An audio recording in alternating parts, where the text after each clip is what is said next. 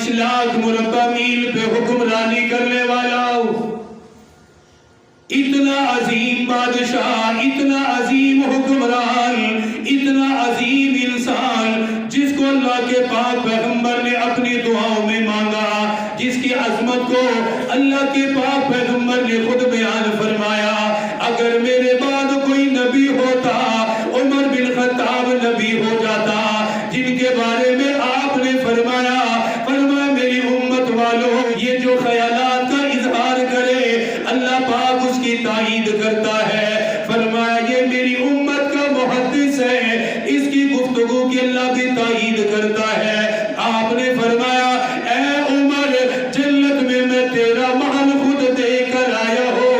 एक मौके पर फरमाया ऐ उमर, ऐ उमर, ऐ उमर, जिस रास्ते पर तू चल पड़े, जिस रास्ते से तेरा गुजर हो, शैतान भी रास्ता बदल लेता है, शैतान भी तेरा सामना नहीं करता।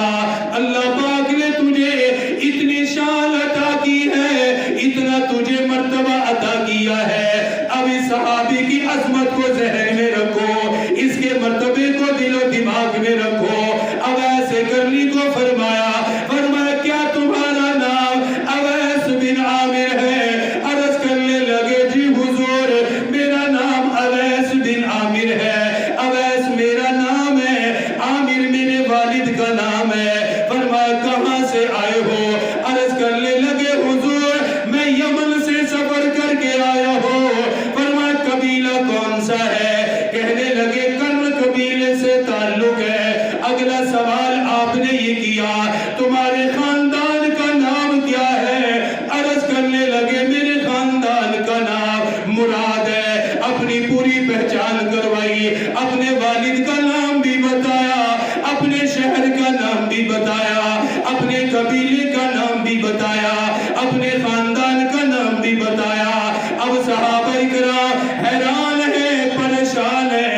अमीरुल मोमिनीन जानना क्या चाहते हैं, सवाल क्या करना चाहते हैं, इतनी छानबीन क्यों कर रहे हैं, इतने सवालात किस बुनियाद पर किए? फिर आपने पूछा क्या तेरे जिस्म के ऊपर कभी बरस के दाग आए थे? क्या कभी तुझे ये बीमारी लगी थी? कहने लगे जी हाँ, मेरे जिस्म के ऊपर दाग धब्बे आए थे, लेकिन सारे ही ठीक हो गए। एक दिरहम के बराबर एक हिस्सा बाकी रह गया, बाकी सारे निशानात खत्म हो गए। फिर आपने आखिरी सवाल किया, फरमाया क्या वालिदा जिंदा है? तुम्हारी वालिदा हयात है? अर्ज करने लगे जी हुजूर, मेरी वालिदा हयात है। ये सारे सवालात करने के बाद, ये सब कुछ पूछने के बाद फरमाया ऐ अवैस, चल जल्दी कर, मेरी मगफिरत की दुआ कर दे। मैंने तुझे इसलिए बुलाया, मैं इसलिए बुलाना चाहता था। फरमाया हर साल मैं हज के लिए आता हूँ, मैं तेरे बारे में पूछता हूँ। जो काफिला भी यमन से आए, हर एक से मेरा यही सवाल होता है, क्या अवैस करनी आया या नहीं आया?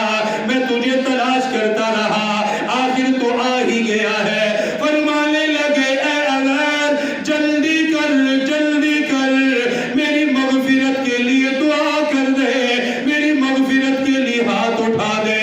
इतना बड़ा सहाबी है, अशरा मुबशरा में से है, इमामुल अंबिया की ज़बान नबुव्वत से जन्नत का टिकट मिल चुका था, जन्नत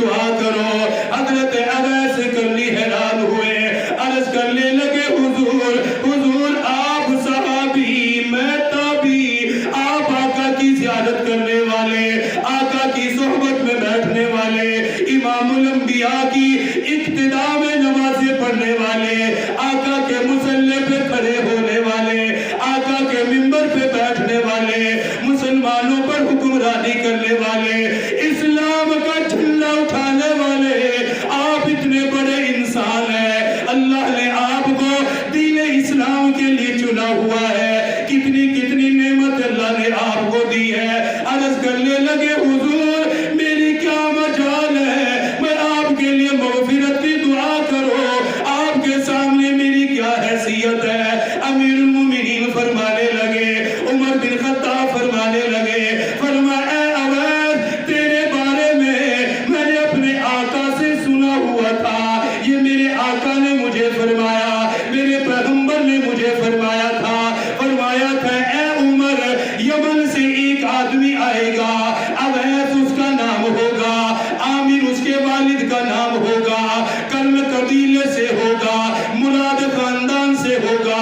فرمانے لگی میرے آقا نے مجھے کہا، اس نے اپنی والدہ کو اتنا راضی کیا، اپنی والدہ کی اتنی خدمت کی۔ فرمایا اے عمر اگر اویس اللہ پر قسم کھا لے، اللہ اویس کی قسم کو پورا کر دے گا۔ اس کا مرتبہ اللہ کے ہاں اتنا بڑا ہے، اتنا بڑا ہے کہ اگر وہ اللہ پر قسم کھا لے تو اللہ اس کی قسم پوری کر دے گا۔ اگر اویس یہ کہہ دے کہ اللہ کی قسم ایسا ہوگا تو اللہ پاک ویسے ہی کر دے گا۔ اگر اویس یہ کہہ دے کہ اللہ کی قسم ایسا نہیں ہوگا تو اللہ پاک ویسا نہیں کرے گا۔ اللہ کے ہاں اس کی اتنی شان ہے اور اللہ اس کی دعاؤں کو اتنا قبول کرتا ہے۔ تو حضرت عمر بن خطاب فرما رہے کہ میرے لیے تو مغفرت کی دعا کر دے، میرے پاک پیغمبر نے تیرے بارے میں فرمایا تھا۔ اب کھڑے ہوئے، اللہ اکبر، کیسا وہ منظر ہوگا، کیسا وہ سما ہوگا کہ اتنا بڑا صحابی اور پھر مکہ پھر حج ہے۔ کتنے لوگوں نے دیکھا ہوگا کہ اویس کھڑا ہے اور کہہ رہا ہے اے اللہ امیر المومنین کی مغفرت فرما، اے اللہ امیر المومنین کی مغفرت فرما، یہ تو ویسے ہی تیرا چنا ہوا بندہ ہے، تو اس کی مغفرت فرما۔ ان سے دعا کروائی، دعا کروانے کے بعد فرمانے لگے اے اویس حج کرنے کے بعد کہاں جانے کا ارادہ ہے؟ کیا اپنے شہر واپس جاؤ گے یا کسی اور علاقے کا ارادہ ہے؟ حضرت اویس عرض کرنے لگے حضور میرا کوفہ جانے کا ارادہ ہے، ابھی میں یمن واپس نہیں جاؤں گا بلکہ میں کوفہ جاؤں گا، کچھ دن وہاں رہنے کے بعد اپنے شہر یمن روانہ ہو جاؤں گا۔ آپ نے فرمایا اے اویس اگر تو کہے میں کوفہ کے گورنر کو تیرے بارے میں لکھ دیتا ہوں، تیرے کھانے کا انتظام کرے گا، تیری رہائش کا انتظام کرے گا، تیری ضروریات کا انتظام کرے گا، ہر لحاظ سے تیری دیکھ بھال کرے گا۔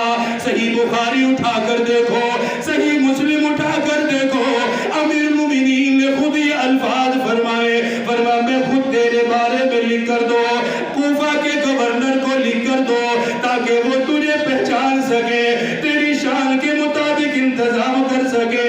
عرض کرنے لگے حضور گمنام رہنا، غربا میں رہنا مجھے پسند ہے، فقیروں میں رہنا مجھے پسند ہے، میں ان لوگوں میں سے رہنا چاہتا ہوں، اگر وہ ہو تو ٹھیک ہے، نہ ہو تو انہیں کوئی یاد نہ کرے۔ فرمایا امیر المومنین نہ لکھیے، میں اسی طرح کوفہ چلا جاؤں گا۔ اب ایسے کرنی کوفہ گئے، کوفہ سے بعد اپنے شہر یمن چلے گئے۔ اگلے سال دوبارہ حج ہوا، امیر المومنین دوبارہ حج کے لیے آئے، شاید پھر اس ارادے میں آئے اب ایس دوبارہ آئے گا۔ آپ نے پھر معلوم کیا یمن سے کوئی آیا ہے، کسی نے بتا دیا ایک صاحب آئے ہیں، آپ نے ملاقات کے لیے بلایا، فرمایا کہاں سے آئے ہو؟ کہنے لگا یمن سے آیا ہو۔ آپ نے اویس کے بارے میں پوچھا، امیر المومنین نے پوچھا، فرمایا او اللہ کے بندے کیا اویس کو جانتے ہو؟ عامر کے بیٹے اویس کو جانتے ہو؟ وہ رئیس آدمی کہنے لگا جی حضور میں جانتا ہوں۔ آپ نے فرمایا کس حال میں چھوڑا ہے، کس لمحے میں چھوڑ کر آئے؟ کہنے لگے ہم نے تو دیکھا غربت کی زندگی گزار رہا ہے، مفلسی کی زندگی گزار رہا ہے۔ امیر المومنین نے فرمایا اللہ کے بندے جب یمن واپس جائے گا اویس سے اپنے لیے دعا کرا لینا۔ جب تو یہاں سے جائے تو اویس قرنی رحمت اللہ علیہ سے اپنے لیے دعا کروا لینا۔ کتنی بڑی عزت ہے تابعی اور صحابی اس کی عظمت بیان کر رہا ہے۔ فرمایا جا کر مغفرت اور بخشش کی دعا کروانا۔ اب وہ صاحب کہتے ہیں کہ میں یمن آیا تو میں حضرت اویس کو ڈھونڈا تلاش کیا، حضرت اویس مجھے مل گئے تو میں نے کہا کہ حضرت میرے لیے دعا فرما دیجئے۔ اب توجہ کیجئے کیا کہہ رہے ہیں کہ میرے لیے دعا کر دیں۔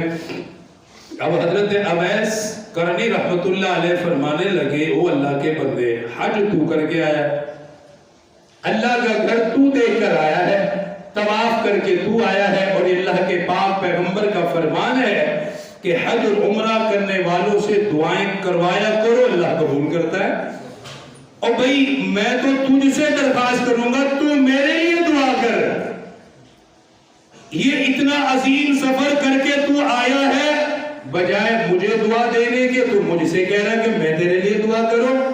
تو اس نے اصرار کیا، کہنے لگا نہیں منت ہے، آپ کے سامنے ہاتھ جوڑتا ہوں، میرے لیے خدا کے لیے دعا کر دیجئے۔ جب اس نے 2-3 مرتبہ کہا نہ سنیے، جب 2-3 مرتبہ اس نے کہا، بار بار کہا، اصرار کیا تو سمجھ گئے۔ اللہ اکبر، فرمانے لگے لگتا ہے امیر المومنین سے مل کے آیا ہے، لگتا ہے امیر المومنین سے مل کے آیا ہے، مجھے لگتا ہے تو حضرت عمر بن خطاب سے مل کے آیا ہے۔ کہنے لگا ہاں میں ان سے مل کے آیا ہوں، تو انہوں نے مجھے تیرے بارے میں کہا ہے کہ اویس سے اپنے لیے دعا کرا لینا، تو میں اس لیے تجھ سے درخواست کرتا ہوں کہ میرے لیے دعا کر دے۔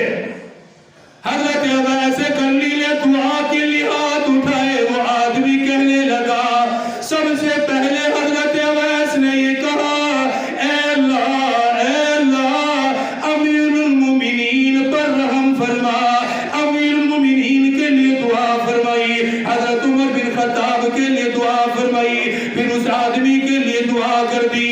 یہ بتا دیا، اس روایت میں یہ سمجھا دیا، ماں کی خدمت انسان کو کہاں لے جاتی ہے، ماں باپ کا ادب کہاں لے جاتا ہے۔ ایک صحابی دعا کروا رہا ہے، صحابی دعاؤں کی درخواست کر رہا ہے، پھر صرف صحابی نہیں، اتنے بڑے درجے کا صحابی ہے، پھر دوسرے لوگوں کو بھی فرما رہے